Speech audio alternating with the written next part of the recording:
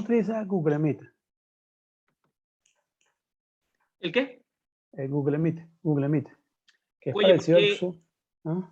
el Zoom me permite, oye, hacer la descarga, me permite manejar mejor el PowerPoint, me tiene un Blackboard que es más, oye, más sencillo que el Google Meet. El Google Meet parece que es un pelo también más lento. He utilizado varias veces Google Meet y, oye, no, aparte que el tema de la grabación es un problema. Entonces, Okay. normalmente estos cursos la gente está esperando más la grabación, ¿ves? Porque Okay. la, al final, coño, ocuparte un horario, la gente dice, coño, yo prefiero ver el video y después lo que hacen es consultarme en el chat. O sea, Okay. es como es otra vaina. O sea, y de verdad que ahorita la gente ahorita está súper apática de ir a un sitio, está súper apática. Es un peo, ahorita es arrecho. O sea, ahorita para uno es un reto, toda esta parte académica, uno que se dedica a la parte educativa, coño, es un reto en la universidad, fuera de la universidad, es arrecho, tío, ¿verdad que? Sí. Esta pandemia hizo mucho daño también, aparte de Sí, lo que de producto decir, ahora todo el mundo quiere esto, o sea, conexión por internet, ¿entiendes? No quiere nada presencial. no quieren nada presencial, pero tampoco lo quieren síncrono, prefieren la vaina síncrona, Sí, yo sí, veo el sí, video pelo a pelo. A sí. mí me pasa, ojo, o sea, fíjate que yo estoy haciendo un posgrado en Derecho Administrativo. Yo nunca te entro a la clase en vivo. Nunca, nunca, Ujú, nunca. Nunca entro a la clase en ujú, vivo. ujú, O sea, yo prefiero ver el video después y después, bueno, pregunto si tengo alguna duda. Porque, verga, parece que la pandemia como que no, coño, es un peo reunirse, pues, es un peo estar en un sitio, es un peo, es sí, arrecho, ¿qué quiere que te sí, diga? sí, Es un sí, es tema de verdad, es verdad. adaptarse, bro. Sí, sí, es verdad, es verdad, es verdad, Es es un verdad. tema de adaptarse. Sí. Es un tema de adaptarse. Fíjate que habían dos, tres carajos que me cargaban loco por el chat. Coño, que ya estamos listos, el lunes a qué hora. Coño, no se metieron, no sé, y pagaron y Ujú, toda vaina. sí, Pero bueno, los carajos dirían, no, voy a hacer otra vaina. Otro coño me dice, verga, yo esa hora tengo CrossFit, weón. sí, Yo, bueno, loco, cuando salga el CrossFit te mete. No, pero ¿para qué? Prefiero esperar el video.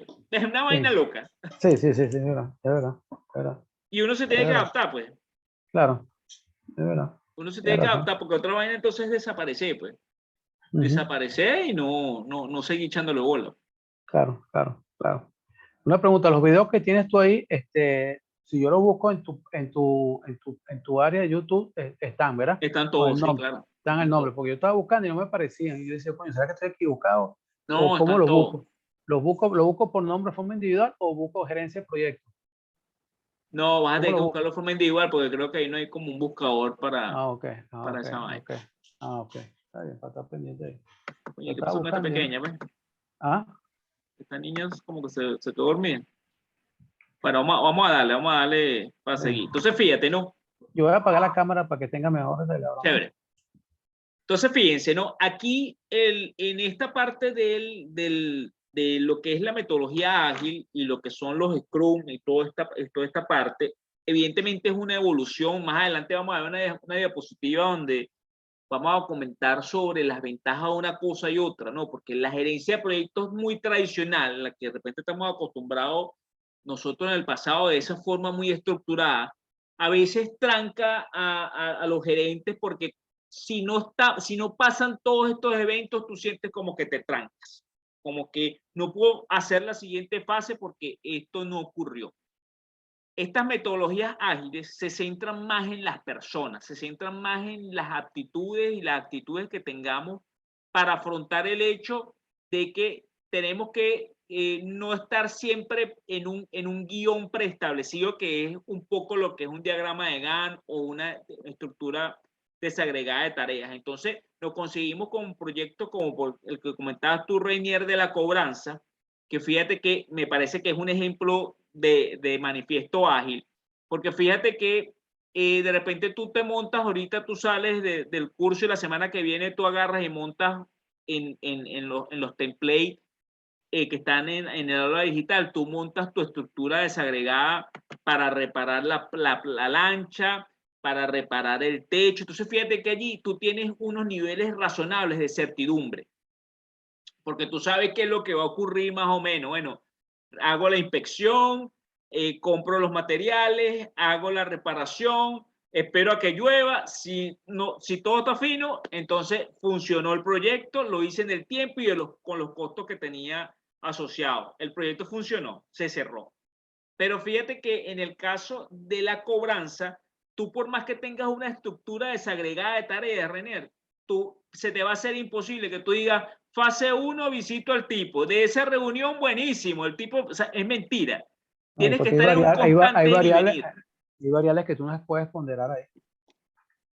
Allí es donde estas metodologías de manifiesto ágil dice, epa, ya va, pero es que todo se centra en tu habilidad de ir y venir, de resolver. Ojo, con esto no es que se va a un mundo de improvisación, ¿no? Porque mucha gente dice, oye, entonces ahora la gerencia de proyectos se volvió un tema de improvisación. No, se volvió en un tema más humano que entiende que no todo el tiempo todas las cosas salen perfecto, que no todas las tareas se van cumpliendo una detrás de la otra, sino que hay eventos que ocurren que no están en nuestro control y que al no estar en nuestro control, pues entonces el manifiesto ágil hace que tú tomes decisiones sobre la marcha. Ojo, en mis proyectos, yo estoy vinculado con la firma, soy socio de una empresa de remodelación, entonces mi gerencia de proyectos fundamentalmente se asocian a una parte de servicios, fundamentalmente servicio profesional, y un gerenciamiento de proyectos de remodelación donde sí incluyo materiales y servicios, tiempos, otras variables. Y de repente para mí es razonablemente sencillo tener certidumbre cuando hago una estructura desagregada de tareas o cuando hago una descomposición o cuando planteo una ruta crítica. Para mí es razonablemente sencillo hacerlo. Pero cuando estamos hablando de algo que no depende de mí, sino que depende de un montón de cosas que no sé qué van a ocurrir, entonces ahí el manifiesto ágil lo que hace es, ya va, céntrate en lo que tú puedes ir resolviendo, da la vuelta, haz otras indagaciones, pregunta a otras personas. Entonces, por allí va la cosa con el tema de este manifiesto ágil, que es lo que está incluso de moda, ¿no? Ustedes ahorita se ponen a buscar en las redes lo que es el tema de gerencia de proyectos y lo que se van a conseguir fundamentalmente es estas metodologías ágiles porque permite ese ir y venir. Esto no funcionó, vamos a hacerlo de esta manera, vamos a resolver rápidamente, vamos a discutirlo. Es un poco lo que ha ido migrando de los PMBOK anteriores al PMBOK que está hoy en día vigente.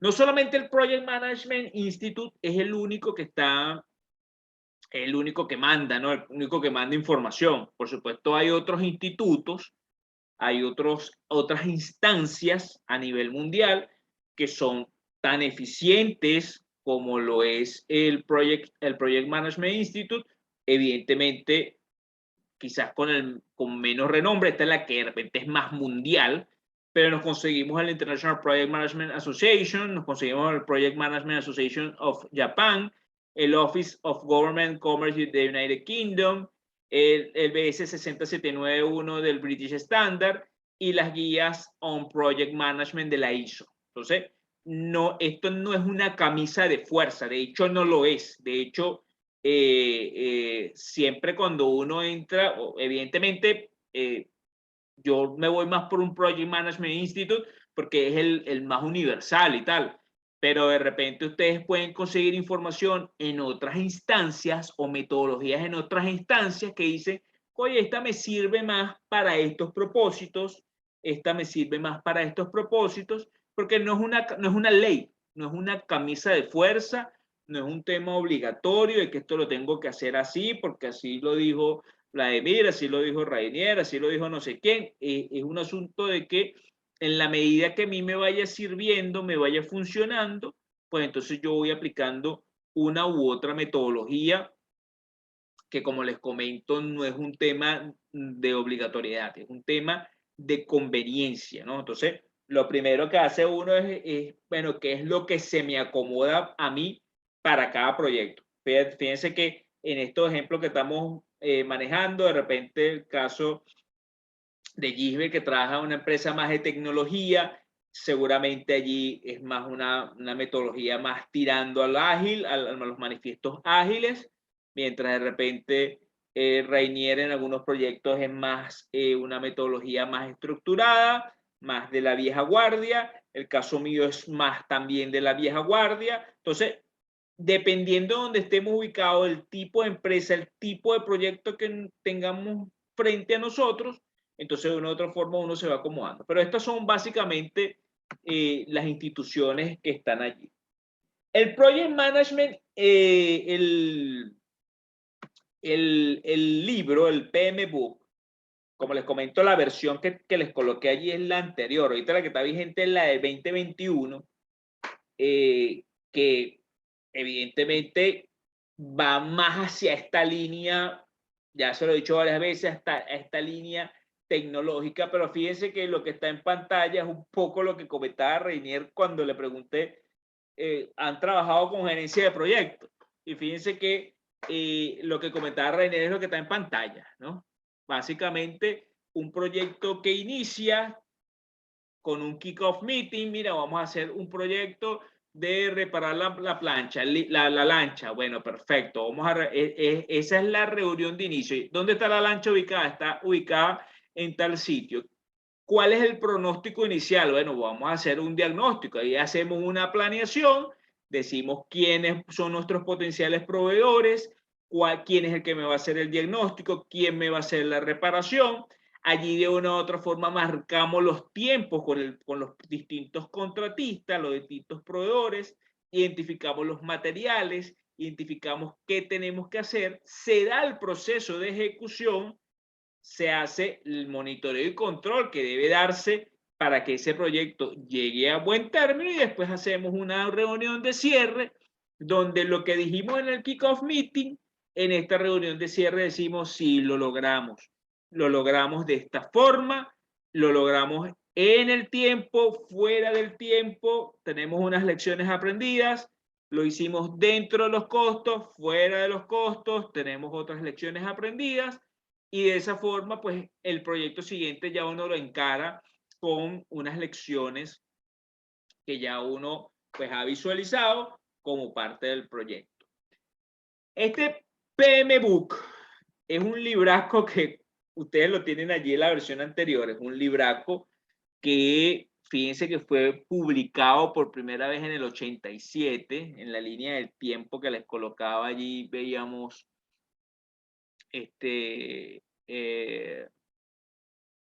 cuando fue creado el Project Management Institute, aun cuando es publicado en el 87, a partir del 96 es que entran las versiones que van actualizándose cada 4 años, y en ese libro pues lo que se busca es sistematizar las 10 áreas de conocimiento en gestión, que básicamente son la integración, el alcance, tiempo, costos, calidad, recursos humanos, comunicaciones, riesgo, adquisiciones interesados. Fíjense que no es nada de lo que en el pasado no hayamos visto de manera empírica. Insisto, yo doy mucho el ejemplo de cuando estaba en KPMG, porque resulta que nosotros teníamos que crear el proyecto en SAP, teníamos que poner los hitos, los tiempos, el personal asignado, las tareas que teníamos que hacer, y ojo, lo hacíamos prácticamente porque nos mandaban a hacerlo, pero realmente no entendíamos lo poderoso que era poder realmente decir, a veces también es un tema de empoderamiento, ¿no? A veces es un tema también de falta de madurez, que uno lo manda a hacer un trabajo y uno, bueno, no le para, si sale más caro no importa, si sale dentro del tiempo no importa. En la medida que uno va madurando y va entendiendo el compromiso que uno tiene en un proyecto, uno dice, epa, ya va, esto hay que hacerlo bien, esto hay que hacerlo en el tiempo, esto hay que llevar una medición de costos, hay que involucrar a las personas que realmente van a agregar valor, hay que identificar riesgos. Entonces uno no agarra y para el proyecto de impermeabilizar el techo, uno no agarra el primer loco que se consiga, a ver si más bien daña la placa, etcétera, y más bien el daño es peor. Entonces uno allí entra en un estado de conciencia y dice, esto hay que hacerlo de manera ordenada, y sobre todo hay que entender cada fase del proyecto, hay que saber... el gerente de proyecto no tiene que ser especialista, yo no tengo que ser especialista en lancha para yo poder gerenciar un proyecto de reparación de una lancha, pero tengo que tener gente que en mi equipo que se encargue de asesorarme para yo poder en conjunto con ellos llevar el proyecto a buen término. Un ejemplo que para mí es bastante claro, mi hermano es gerente de proyectos desde hace 20 años, él es ingeniero en sistemas. Él en su vida ha codificado, él siempre trabajó gerenciando proyectos y siempre trabajó en infraestructura, nunca ha codificado y él está en proyectos de implantación de software, de aplicaciones de BI y de todo un asunto que él con el tiempo ha ido aprendiendo, pero él no codifica, pero él tiene gente en su equipo que se encarga de darle una visual razonablemente clara y le permite que él pueda validar que las tareas se están cumpliendo. Entonces, el gerente de proyecto no tiene que ser un especialista en el área, pero sí tiene que estar claro de que debe haber una integración de todas las partes que componen el proyecto, que eso tiene un objetivo, que básicamente es ese alcance del proyecto, que hay que hacerlo en tiempo, etcétera, etcétera, etcétera. Entonces, el PM Book nos da una ruta teórica, insisto, nos da una ruta teórica, porque indudablemente no es una camisa de fuerza, es si se me acomoda, lo voy trabajando y lo voy mejorando. ¿Qué es lo primero que uno hace en un proyecto y a veces no lo hacemos? Lo curioso es que a veces no lo hacemos, ¿no? Lo primero que hacemos en un proyecto es lo que a nivel de gerencia de proyectos se denomina el acta de constitución e identificación de las partes. No nos tomamos el tiempo, no nos tomamos el tiempo de sentarnos a hacer un acta de constitución de lo que vamos a hacer. Ahorita vamos a ver un ejemplo de acta de constitución. Esa acta de constitución básicamente es decir cuál es el objetivo del proyecto. O sea, no es una cosa loca, extraña, ¿qué invento es este? No, ¿cuántas veces no hemos comenzado un proyecto porque alguien nos dijo, mira, tenemos que hacer tal cosa y hazlo ya? Y no nos detenemos a pensar y después cuando ocurren los problemas es que la cosa se pone difícil. ¿Cuántas veces hemos dicho sí, vamos a hacer tal cosa y en el primer paso que damos ya nos conseguimos un obstáculo? A un cliente le pasó en estos días. Compró unas instalaciones de agua, de estas de recarga de agua, pero de un tamaño, no voy a llamarlo industrial, pero sí intermedio. Hace la compra de las instalaciones, o sea, su proyecto en todo caso era, bueno, evaluar la adquisición de esas instalaciones, era su proyecto. Que era lo lógico, que bueno, que él evaluara, por supuesto, no solamente que esto me vale tanto, tengo los reales y la compro, no, sino que evaluara la factibilidad de ese proyecto. Bueno, el primer obstáculo que se consiguió es que esas instalaciones carecen de permisología sanitaria y cuando fue a hacer la permisología sanitaria, pues resulta que las instalaciones no están adecuadas desde el punto de vista sanitario, desde el punto de vista de cuidado del agua, etcétera, etcétera, para la recarga de agua. Y en sanidad, pues sencillamente le dijeron que tenía que hacer unas adecuaciones. Y fíjense, no estoy hablando de ningún tipo de acto de corrupción. Entonces, pudiese alguien decirme, oye, pero bueno, si le hubiese dado $20, no era eso porque eso tiene un reglamento. Este señor se dio cuenta que existía una providencia que regulaba el tema de las recargas de agua después de que materializó el negocio y se dio cuenta de que había todo un tema allí de regulaciones. ¿Por qué? Porque dentro de su evaluación del proyecto, lo que evaluó fue que él tenía los reales, el otro lo estaba vendiendo y él estaba comprando. Entonces ahora tiene que hacer una serie de adecuaciones porque no se tomó el tiempo de hacer en su acta de constitución cuál es el objetivo de esto, cuáles son los riesgos, quiénes son las personas involucradas, cuál es el producto que en este caso, el producto que se va a generar de esa compra de esas instalaciones. Y eso se da es en el acta de constitución. En el acta de constitución es que realmente hacemos ese proceso de reflexión y decimos, esto es lo que vamos a hacer, con estas personas vamos a trabajar, estos son los riesgos. Ya lo vamos a ver, ya vamos a ver un modelo de acta de constitución. es algo que se nos pasa por la cabeza, aquí lo que vamos a hacer es colocarlo en blanco y negro. Después tenemos lo que es evidentemente lo que es la planeación, definir el plan, recopilar los requisitos, crear esa estructura desagregada de tareas, saber quiénes van a ser nuestros colaboradores, el cronograma de tiempo, actividades, secuencia, la secuencia es súper importante y algo fundamental, cuánto nos va a costar este proyecto. Pues evidentemente ya lo habíamos hablado, viene la ejecución, donde la ejecución viene todo lo que viene en la parte de adquisiciones y desarrollo del proceso, el monitoreo y control y un cierre que es que, bueno, ya el proyecto se acabó y eso me generó unas lecciones aprendidas. Entonces, cada cosa tiene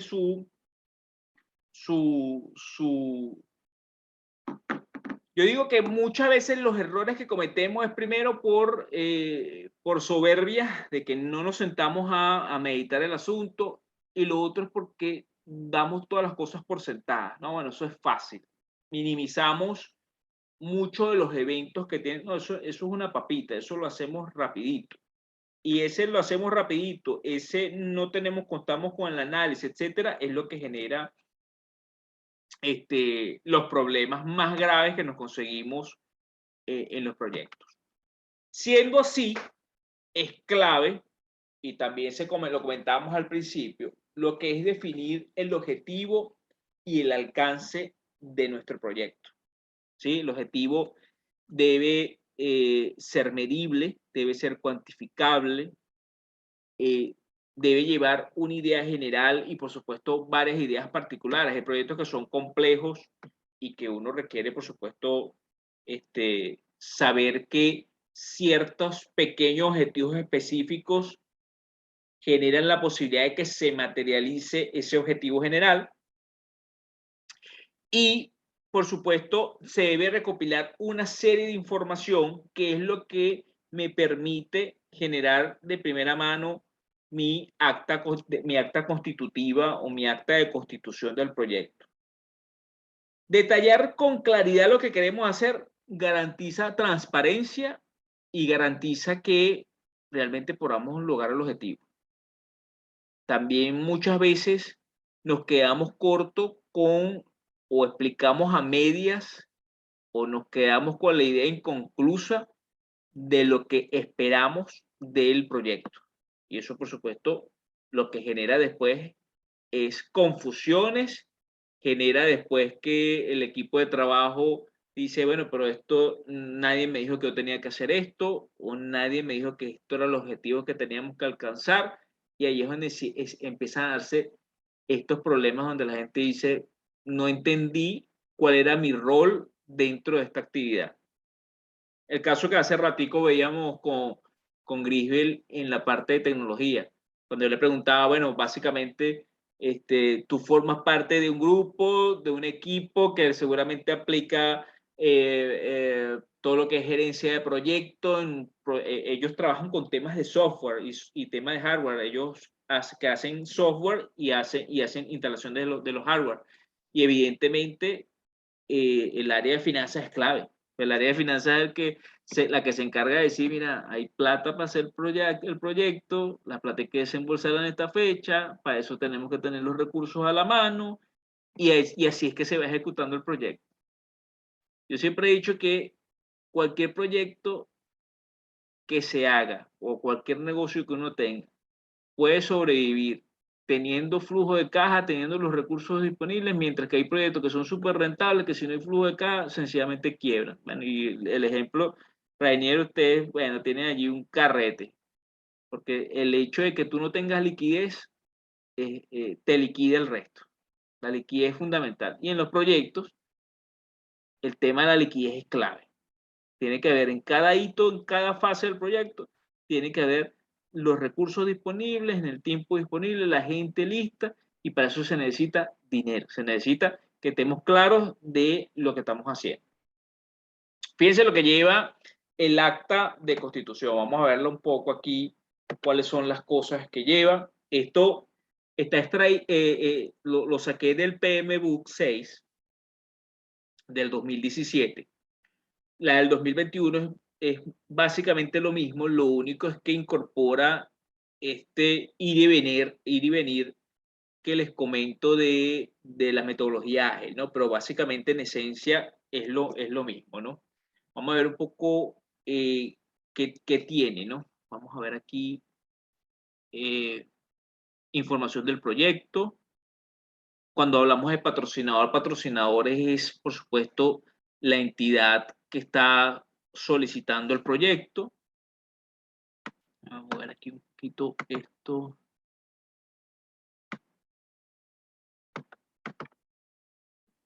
Ajá. Propósito y justificación del proyecto. ¿Para qué estoy ejecutando esta actividad? Voy a hacer la reparación de la lancha, perfecto. Ese es el propósito. La justificación es qué beneficios nos va a traer eso. Si la reparo, potencialmente podemos generar unos recursos. Tenemos en función a eso unos indicadores que demuestran que el valor presente neto de hacer esta inversión nos va a generar una rentabilidad de tanto y que eso es viable, eso es factible, es lo que necesitamos, con eso vamos a cubrir esto y esto y esto el presupuesto. Tiene una descripción del proyecto y entregables. La descripción del proyecto fundamentalmente es, vamos a hacer una reparación y el entregable es que la lancha la vamos a entregar en total funcionamiento. Los requerimientos de alto nivel, ¿sí? De repente el requerimiento del patrocinador es, mira, yo creo que la lancha se le haga un overhauling completo, donde se le cambien estas piezas para mejorar el rendimiento, que las piezas sean estas piezas para que tengan una mayor duración, para que el performance de la lancha sea mejor, la velocidad sea la mejor, etcétera, etcétera, aguante tanta carga, todos los requerimientos que tenga el patrocinador claros como puntos focales. Los objetivos, ¿sí? Los objetivos son fundamentalmente qué es lo que vamos a lograr.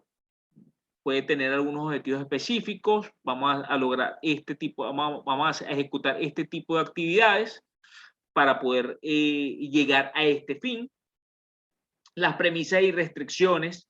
Allí estamos hablando de quizás la locación de donde vamos a reparar la lancha, si vamos a tener algunos retos a nivel de horario, si de allí hay algunos temas, a lo mejor del sitio donde lo vamos a hacer, regulaciones a nivel de ruido, ambientales, sindicales, etcétera, etcétera. Y hacemos toda una identificación de todas esas premisas.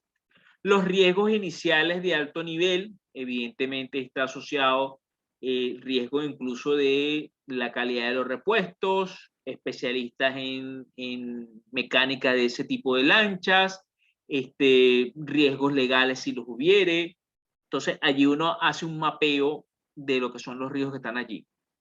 El cronograma de hitos principales, fíjense que un hito importante, y me corría si me equivoco, Renier, un hito importante pudiese ser el diagnóstico, otro hito importante pudiese ser, bajo el contexto venezolano, la ubicación de los repuestos. De repente es un tema que es alto probable que tengan que ser importados, que sean de difícil acceso. Después otro hito importante es el proceso de reparación. Entonces uno va identificando cuáles son los hitos, cuáles son los grandes momentos de ese proceso de reparación de la lancha. Después tenemos lo que es el presupuesto inicial asignado, ¿sí? El presupuesto inicial asignado, donde fundamentalmente con el diagnóstico y con la revisión de los costos de los repuestos en función a ese diagnóstico, ya uno tiene una visión razonablemente clara de cuál es el costo de llevar a cabo el proyecto.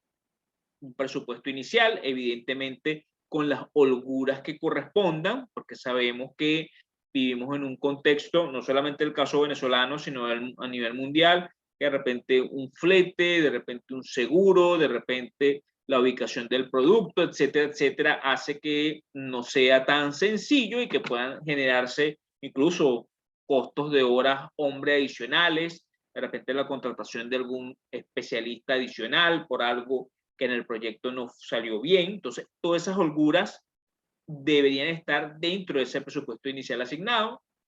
La lista de interesados de los stakeholders, que básicamente los stakeholders van a ser tanto los clientes potenciales, como los proveedores, como los accionistas, etcétera, etcétera, que tienen unas expectativas sobre la reparación de la lancha.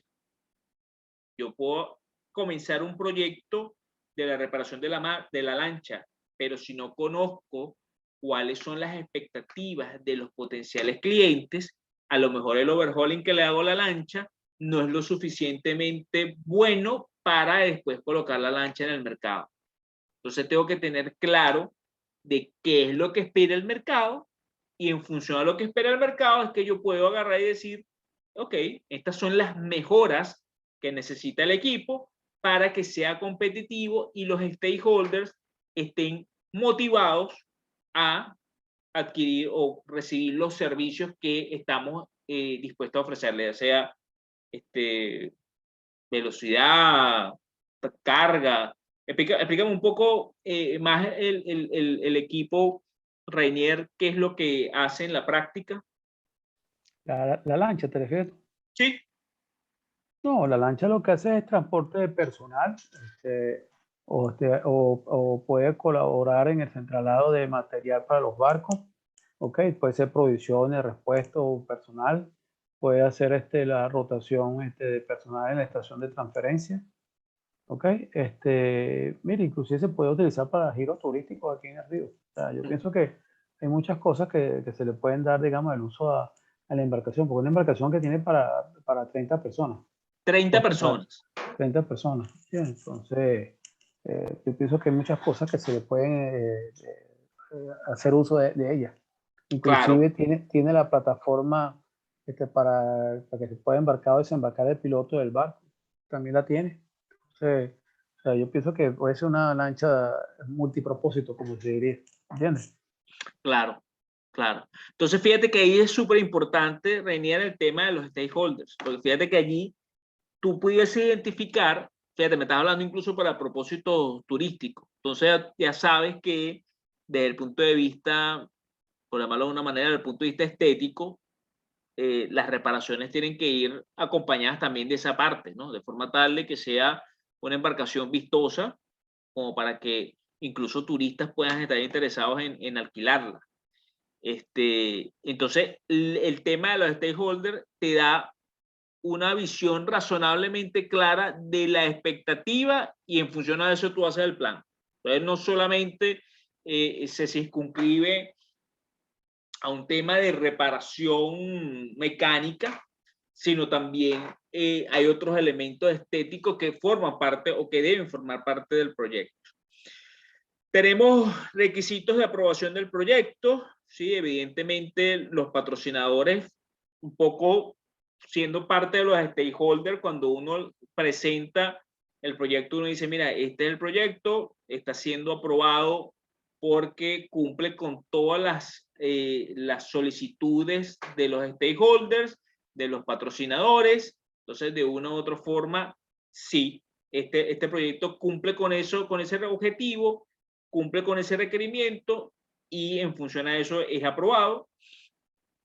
Los criterios de cierre o cancelación. El caso de cierre es que cuál va a ser el producto final. El producto final va a ser la lancha en perfecto estado. O cancelación, en el caso de que se establezcan algunas circunstancias donde se plantee que si no logras estos objetivos en este tiempo, lo cancelamos. Si te pasas del presupuesto en tanto porcentaje, lo cancelamos. Entonces, un poco una ruta donde las partes estén claras de que si yo me pelo en tiempo, si yo me pelo en costos o en otra variable que se establezca en esta acta de constitución, es causal de no esperar hasta el cierre, sino debe ser cancelado el proyecto porque no se logró lo que queríamos lograr con el mismo. La asignación del gerente de proyecto y los niveles de autoridad, ya esto es una parte más desde el punto de vista organizacional. Gerente de proyecto, los niveles de autoridad, personal y recursos preasignados, y por supuesto, las aprobaciones. Entonces, fíjense que esta acta que está aquí, esta acta de constitución, nos da una ruta lógica de lo que debemos hacer. Fíjense que si uno se pone a ver esto desde el punto de vista comercial, esto es prácticamente una propuesta, un contrato, ¿sí? Es prácticamente lo que sale en un contrato. Entonces, básicamente el acta de constitución tiene todos los elementos que generan certidumbre entre los ejecutantes y el que solicita la ejecución del proyecto. Es perfectamente análogo a lo que es un contrato. Tiene todas las variables, todos los elementos que permiten que un lado y el otro de la ecuación estén claros de lo que debe ocurrir. Aquí vemos cómo luce esta acta de constitución cuando la vemos en un formato normal. Esto, de hecho, lo tiene en el aula. Básicamente, fíjense que en la parte superior están los datos de las partes, los patrocinadores y los departamentos de los cuales pertenecen esas personas que patrocinan el proyecto, un poco de lo que ya hemos hablado, propósito, justificación, descripción, los requerimientos de alto nivel. Fíjense que el formato es incluso hasta bastante amigable, ¿no? En los objetivos, fíjense que nos genera indicadores de éxito. Indicadores de éxito en tiempo, evidentemente, es que se logre en el tiempo con un adicional no superior a tanto. En el caso de los costos, es que se logre con los costos presupuestados, no más allá de una variación de tanto porcentaje. Entonces, fíjense que ante cada objetivo, ante cada elemento del proyecto, nosotros también podemos incorporar indicadores de éxito que sirven para evaluar si el proyecto se hizo como debía hacerse. Lo lamentable es que muchas veces no nos tomamos el tiempo en hacer este tipo de cosas. Es el gran problema que se da hoy en día, y ojo, en el mundo se trabaja así. En el mundo se trabaja así. Nosotros, lamentablemente, aquí en Venezuela, producto de toda la crisis y de todo lo que hemos vivido en estos últimos 20 años, somos un poco más de la tendencia de que vamos haciendo las cosas y bueno, algunas cosas salen bien y otras cosas salen mal y ahí vamos, ¿no? Pero no incorporamos estos elementos que en cualquier parte del mundo son el ABC. Son el ABC. Ustedes hablan en cualquier país más o menos organizado. Ahorita, bueno, Sudamérica es un desastre, pero sin embargo, nosotros que hemos estado en Perú y que hemos estado también con cosas en la firma en Colombia, la gente trabaja, incorpora el vocabulario de gerencia de proyectos. Te dice, esto hay que hacerlo, esto hay que hacer. Es algo que ocurre en el mundo. Nosotros nos hemos quedado un poquito separados de lo que son las buenas prácticas. Yo creo que uno de los grandes retos que vamos a tener nosotros en el país va a ser eso, casualmente ponernos otra vez al nivel para poder afrontar cosas nuevas, ¿no? Cosas nuevas, eso va a ser uno de los grandes retos. Ok, nos queda menos de un minuto, ya vamos a hacer este corte, Renier, mismo ID, misma clave para lo que es el último bloque del día de hoy. Mismo ID, misma clave.